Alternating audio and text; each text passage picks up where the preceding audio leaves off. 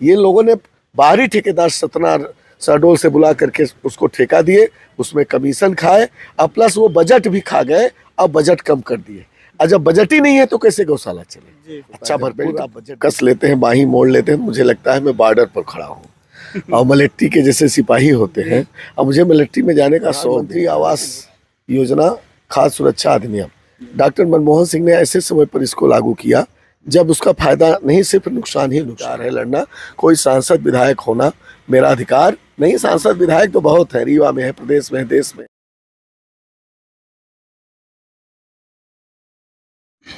नमस्कार, मैं हूं निशान मिश्रा और आप देख रहे हैं रीवा स्टोरी मीडिया। हमारे साथ मऊगंज के पूर्व विधायक सुखेन सिंह बन्ना जी हैं। आज इनसे राजनीतिक और गैर राजनीतिक मुद्दे पे बात करेंगे। भैया, हमारे चैनल में आपका स्वागत। धन्यवाद। सर्वप्रथम, मऊगंज के जनता आपके कार्य और आपके कार्यशैली को देखते हुए बहुत ही पसंद करती है आपको, तो अपने बारे में थोड़ा सा बताइए क्या कैसे शुरुआत। देखिए क्या है, सर्वप्रथम मऊगंज की जनता हो चाहे कहीं के भी लोग हो, चित परिचित सब, हमसे जो मिलता है तो मैं एकदम परिवार की तरह उससे मिलता हूँ और परिवार की तरह उनका ध्यान रखता हूँ। और खासकर मऊगंज का जहाँ तक सवाल है, सब मेरे पारिवारिक लोग हैं। अब मुझसे बेधड़क दिन रात 24 घंटे जब चाहे फ़ोन लगाएं, जब चाहे मिलें, जो बात कहना चाहे कहें, और उनके बातों का मैं बराबर ध्यान रखता हूँ। इसलिए मुझे वो परिवार का मानते हैं, इसलिए वो हमारे साथ खड़े हैं, हम उनके साथ खड़े हैं। अरे भैया, एक प्रश्न जनता का ही है, अक्सर पूछते रहते हैं लोग, हर नेता कुर्ता या फिर एक प्रोटोकॉल पे चलता है, आप हमेशा शर्ट और पैंट ये ऐसे सिंपल सादा क्यों रहते हैं? पैंट शर्ट सिंपल सादा नहीं है। कुर्ता निश्चित रूप से एक समय जब आज़ादी की लड़ाई लड़ी गई और लड़ी जा रही थी, उसमें महात्मा गांधी जी ने धोती पहनी और कपड़े नहीं पहने, और बहुत सारे नेता कुर्ता धोती पहने, बहुत सारे फिर नए युवा उस पर कुर्ता पैजामा पहने, टोपी लगाए। उसका चलन था कि पॉलिटिक्स और जनसेवा और आपके आंदोलन, इन सब में कुर्ता पैजामा का चलन। लेकिन मैं सच बताऊं, अगर आप पूछ ही रहे हैं, मैं कॉलेज लाइफ में पैंट शर्ट पहनता था, बाकी पहले जब से पैंट शर्ट पहनता था। और क्या था कि मुझे मतलब कंफर्ट महसूस होता है जब बेल्ट कस लेते हैं, बाही मोड़ लेते हैं। मुझे लगता है मैं बॉर्डर पर खड़ा हूँ और मलेट्टी के जैसे सिपाही होते हैं। और मुझे मलेट्टी में जाने का शौक भी था, लेकिन हो गया, परिस्थितियाँ इधर धकेल दी, उधर जा भी नहीं पाया, उस लायक था भी नहीं लगता है मुझे, तो इधर आ गए। तो मुझे जब बेल्ट पहन लेता हूँ, बाही मोड़ लेता हूँ, तो मुझे लगता हूँ अब मैं तैयार हूँ। तो एक मुझे अंदर से फील होता है कि मैं कमर कस लिया हूँ। तो कमर कसने, बेल्ट लगा लिया, कमर कस लिया, तो ये लगता है कि मैं कोई युद्ध लड़ सकता हूँ और जीत भी सकता हूँ। अच्छा, आपके क्षेत्र में युवाओं में आपका बहुत प्रभाव देखा जाता है। आपकी सोशल मीडिया पे एक युवाओं की टीम भी है, तो उसको कैसे हैंडल करते हैं आप युवाओं? देखिए क्या है कि नए नए युवा हैं, वो अपने से सब काम करते हैं, फिर मुझसे मिले। पहले मेरा काम, मेरे बारे में लिखना शुरू कर देंगे, मेरी फ़ोटो डालना शुरू कर देंगे, और इसके बाद फिर वो मुझसे मिलते हैं। और फिर इसके बाद जब मिलते हैं तो स्वाभाविक है कि उनको जब मिलने के बाद और उनको ये लगता है कि नहीं, हमने जिसके बारे में शुरू की जिसको, और फिर सारी चीज़ देखते रहते हैं, उत्साहित होते हैं। उनको भी ये लगता है कि मेरे क्षेत्र के लिए कोई लड़ने वाला है और ऐसे लड़ना चाहिए। तो जो नए नए युवा हैं, उनको ये सब सारी चीज़ें पसंद आती हैं। अच्छा, आपका कार्यकाल रहा, अपने कार्यकाल के कुछ 2 या 3 ऐसे आप काम बताइए जो आपको लगता है कि बहुत ही महत्वपूर्ण मैंने काम किए। देखिए, ऐसा है 2-3 कि एक आपको मालूम हो, त्योथर से और मऊगंज को जोड़ती है चौरा रोड, ये मेरे क्षेत्र के लिए बड़ा विषय उस टाइम बना हुआ था। तो सर्वप्रथम तो मैं उसमें लगा, वो किया और हो गया।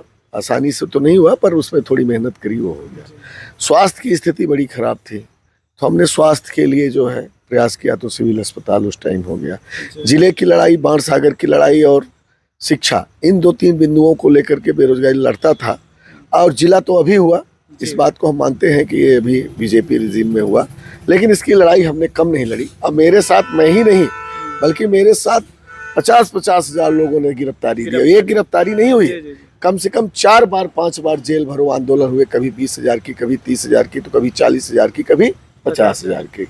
ऐसे लोग हुजूम इकट्ठा होकर के, माताएं बहन और हमारे नौजवान और बुजुर्ग, तब जा करके, तो इससे लगता है कि कहीं न कहीं हम सबका भी योगदान इसमें है। हम कहते हैं आज़ादी की लड़ाई में महात्मा गांधी के नेतृत्व में देश आज़ाद हुआ, पंडित जवाहरलाल नेहरू, सरदार पटेल, मौलाना आज़ाद, इनके नेतृत्व में देश आज़ाद हुआ।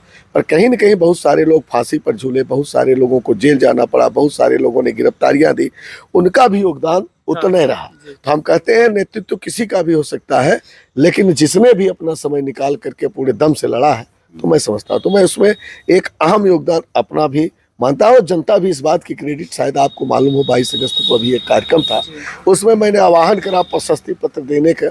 आप देखें भारी बारिश के बावजूद हम समझते हैं 50,000 से ऊपर लोग यहाँ पर इकट्ठे हुए और उसमें एक तरीके से सहमति प्रदान की कि हाँ, हम सब ने मिलकर के लड़ा है। अच्छा, जैसा आपने कहा कि 22 तारीख को 50,000 से ऊपर जनता इकट्ठा थी, मैं भी था वहाँ, मैंने देखा। और सबसे बड़ी बात यह है कि बारिश होने के बाद वो जनता वहाँ से हटी नहीं, ये बहुत बड़ी बात है।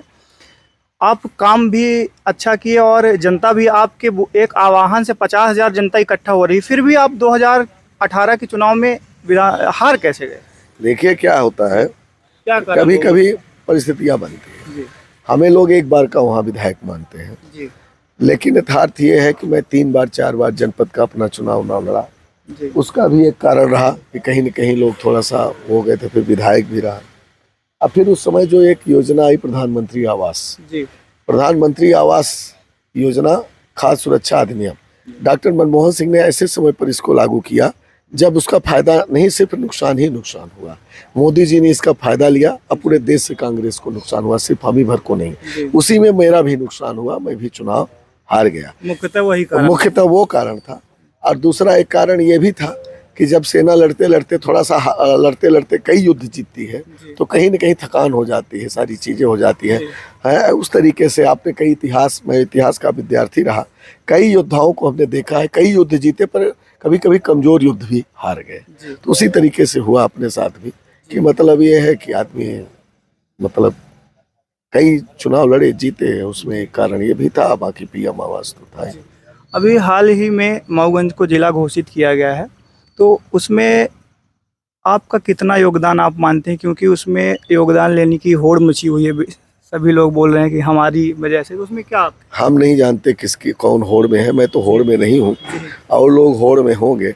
मैं तो सबको होड़ में मानता हूँ, सबको प्रशस्ति पत्र दिया, बल्कि मैं खुद इसका प्रशस्ति पत्र नहीं लिया। मैं तो अपने क्षेत्र में 50,000 लोगों को प्रशस्ति पत्र दिया। फिर आपने स्वयं बोला कि उस कार्यक्रम में मैं उपस्थित था कि 50,000 से ऊपर लोग थे, तो जब आप उपस्थित थे तो हमें बताने की ज़रूरत नहीं है कि मैं उसके बारे में क्या बताऊँ। वहाँ पे कई लोगों ने लड़ा है, मुद्दा कोई आज का नहीं था। सरकार ने पूरी तरह से दबाव में आकर के उनको ये लगा कि अब देवतला मऊगंज में अब मेरी जाने की स्थिति नहीं बचेगी अगर जिला की घोषणा नहीं करते हैं। भाई देखिए, इस समय छिंदवाड़ा में जाकर के उन्होंने जिले की घोषणा करी, अभी मैहर की चल रही थी जिले की घोषणा करने के लिए। तो कहीं कहीं ऐसी परिस्थितियां बनने की लग रहा है, कहाँ कहाँ जिला बनाते हैं, है ना। तो इस तरीके से उनको प्रयास में उनको ये लगा कि मऊगंज तो नहीं बनाएंगे, तो वहाँ तो बिल्कुल जाने। आपको याद हो कि मैं जब विधायक था 2018 में, सीएम की जनदर्शन यात्रा लगी 230 सीटों पर। हमने कलेक्टर प्रीति मैथिली थी, उनको बोला कि देखो मऊगंज में तो संभव नहीं है, वो आएंगे तो जिला उन्हें बनाना पड़ेगा। फिर नहीं और नहीं आए तो कोई बात ही नहीं, अगर उन्हें जिला बनाना हो तो नहीं आए। प्रीति मैथिली मुझसे कहती रह गई, 3 बार कार्यक्रम बना था सीएम का, तीनों बार कैंसिल हुआ कार्यक्रम, अंत में उनकी जनदर्शन यात्रा नहीं हो पाई। तो वो देखिए जब आए तो फिर उन्हें जिला बनाना पड़ा। लगभग मऊगंज से आपका टिकट फाइनल हो गया है, तो इस बार आप किन बेसिक मुद्दे को लेकर आप जनता के बीच में जाएंगे, क्या कुछ रहेगा? देखिए क्या है, टिकट फाइनल होना न होना वो अलग विषय है, चुनाव लड़ना न लड़ना एक अलग विषय है। हम 28 साल से जनता के बीच में हैं, मुझे जो दिखता है, जो लगता है, वो मैं करने लगता हूँ। भाई मैं जिले की लड़ाई में थोड़ी सोचा था, लेकिन जब मैं मऊगंज बैठने लगा तो मऊगंज के लोग कहे कि आप जिले की लड़ाई लड़े, मैं जिले की लड़ाई लड़ा। आप बाणसागर की लड़ाई लड़ो, जब किसानों के बीच में जाता था तो आप किसानों की लड़ाई लड़ने लगा। युवा कहते हैं इस समय मऊगंज के कि आप रोजगार के लिए क्या करेंगे, तो हम कहते हैं चलो भाई देखो, अब युवा मिर्जापुर रेल लाएंगे, कोयला लाएंगे, और जब कोयला आएगा तो उद्योग धंधे लगेंगे, जैसे कि आपके अनूपपुर उमरिया में है। उसी तरीके से हम आपकी लड़ाई, आपको रोजगार दिलाने के लिए लड़ाई लड़ेंगे। तो हमारा ये कहना है कि मुद्दे कई हैं, बिंद की भी बात आई है, आगे बिंद भी लड़ना है। जब बिंद प्रदेश हमारा बनेगा तो 1956 का अस्तित्व लौटेगा पूरा हमारा, तो फिर रोजगार की कहाँ कमी रह जाएगी। कई चीज़ें हैं, बहुत सारी चीज़ें हैं। लड़ने के लिए। तो ये मेरा तो जन्मसिद्ध अधिकार है लड़ना। कोई सांसद विधायक होना मेरा अधिकार नहीं। सांसद विधायक तो बहुत है, रीवा में है, प्रदेश में है, देश में है, होते जाते रहते, पर अपने लिए, अपने क्षेत्र के लिए मैं अनवरत संघर्षरत हूँ हर मुद्दे पर। हमारे चैनल के माध्यम से आप मऊगंज के युवाओं को और जनता को कुछ संदेश देना चाहते हैं? मैं उनके उज्जवल भविष्य की कामना करता हूँ, किसानों को खुशहाली की कामना करता हूँ कि हमारे यहाँ अच्छी फसल हो, अच्छी बारिश हो और युवाओं को अच्छा रोजगार मिले, उनका उज्जवल भविष्य हो, देश प्रदेश में नाम रोशन करें। और मैं भी उनके लिए एक परिवार की तरह सदैव खड़ा था, खड़ा हूँ और सदैव खड़ा रहूँगा। अच्छा भैया, एक लास्ट प्रश्न था। ये मऊगंज में ये एरा प्रथा से बहुत आपके वहाँ के स्थानीय किसान परेशान है, इसमें आप क्या कहें? देखिए, छत्तीसगढ़ सरकार हमारी है कांग्रेस पार्टी की, वहाँ पे गोबर खरीदने का काम हमारी सरकार कर रही है। अगर मुझे अवसर मिला या बात रखने का अवसर मिला, वैसे घोषणा पत्र में भी मैंने लिख करके दिया था कि अगर घोषणा पत्र में आप छत्तीसगढ़ के तर्ज पर गोबर खरीदी का प्रोजेक्ट रखें तो निश्चित रूप से आवारा पशुओं की स्थिति खत्म हो सकती है। और ख़ास करके है तो पूरे प्रदेश में ये विषय, बशर्ते बॉर्डर पर कुछ ज़्यादा ही है। उसका कारण है कि उत्तर प्रदेश के जितने मवेशी आते हैं तो वो आकर के सीधे यहीं छोड़ चले जाते हैं। तो चाहे त्योथर का क्षेत्र हो, चाहे आपका इधर हरमुना क्षेत्र हो, हम पूरा प्रयास करेंगे कि इस पर प्रतिबंध लगाएंगे कि उत्तर प्रदेश से मवेशी न आने पाए आवारा पशु। और प्लस जो कमलनाथ जी ने घोषणा करी, गौशालाएं बनी है बहुत सारी, उनको संचालित कराने का भी काम आगे आने वाले समय। आपकी जब सरकार थी आपकी पार्टी की तो 1300 गौशाला बनाई गई, लेकिन वो सुचारू रूप से संचालित अभी किसी गांव में नहीं हो रही है। हम लोग जाके देखते हैं, उसमें क्या कहेंगे आप? कमलनाथ जी, वो प्रति गाय कमलनाथ जी ने बड़े उत्साह से गायों के लिए, पशुओं के लिए व्यवस्था बनाई, जबकि आपको मालूम हो भारतीय जनता पार्टी सिर्फ नारा देती है कि हम गाय की पूजा करते हैं, हम धार्मिक हैं, ये है वो। कितनी गाय यहाँ पे एक्सीडेंट होती हैं, आप जा करके सुबह जाइए तब देखिए कितने मरे पड़े हुए हैं। समझ गए आप? गाय के साथ इंसान भी एक्सीडेंट हो रहे हैं, लेकिन इसकी चिंता इनको कतई नहीं है। कमलनाथ जी ने यही सब देखते हुए उन्होंने हर ग्राम पंचायतों में गौशालाओं के लिए बजट दिया और उसमें संचालित करने के लिए भी उन्होंने एक बड़ा बजट बनाया था। लेकिन ये लोग सिर्फ गौशाला बनाने तक का ठेका लिए, ग्राम पंचायतों के माध्यम से इन लोगों ने नहीं बनवाया। सरकार चली गई, ये लोगों ने बाहरी ठेकेदार सतना शहडोल से बुला करके उसको ठेका दिए, उसमें कमीशन खाए और प्लस वो बजट भी खा गए और बजट कम कर दिए। और जब बजट ही नहीं है तो कैसे गौशाला चले? अच्छा भरपूर आप बजट दीजिए और देखिए कैसे गौशाला। आप लोग के समय में प्रति गाय 20 रुपए था और अब 1 रुपए 60 पैसे कर दिया। अब वही मेरा कहना है कि जो बजट कमलनाथ जी ने निर्धारित किया था, चाहे बनाने के लिए हो और चाहे आपके संचालित करने के लिए, सारा बजट इन्होंने कम कर दिया और सिर्फ ठेकेदारी तक वो सीमित रह गया। सिर्फ बिल्डिंग का पैसा इन लोगों ने खाया और ये बजट कम कर दिया। कैसे गौशाला चले? 1 रुपए में कौन से मवेशी के लिए कितना भोजन होगा, आप ही अंदाजा लगाओ। इसलिए गौशाले नहीं चले। इन्होंने पशुओं को छोड़ दिया है कि एक्सीडेंट से मरे, आदमी एक्सीडेंट हो जाए, इनसे कोई लेना देना नहीं। एक लास्ट प्रश्न था, हाल ही में अभी रीवा विधायक राजेंद्र शुक्ल को मंत्री पद दिया गया है, इसमें बिंद की राजनीति में क्या कुछ प्रभाव देखने को मिलेगा? देखिए, बिंद की राजनीति में इनके मंत्री बनने से न कोई फायदा है न कोई नुकसान है। व्यक्तिगत राजेंद्र शुक्ला जी को फायदा हो सकता है कि मतलब एक जो माहौल उनका खराब हो गया था, शायद इससे कुछ लाभ उनको हो, और दूसरा बजट उनका कम हो गया रहा होगा और बजट जल्दी बना ले। तो मैं समझता हूँ कि यही अजट बजट और कुछ और पार्टी को फंडिंग कर सके और जगह, जो उनका काम है। बाकी हम समझते हैं कि इससे उनके बनने न बनने से कोई फ़ायदा नुकसान, हमारे दल को तो कोई फ़ायदा नुकसान नहीं है उनके बनने न बनने से। वो अपना काम देखें, हम लोग अपना काम देखें।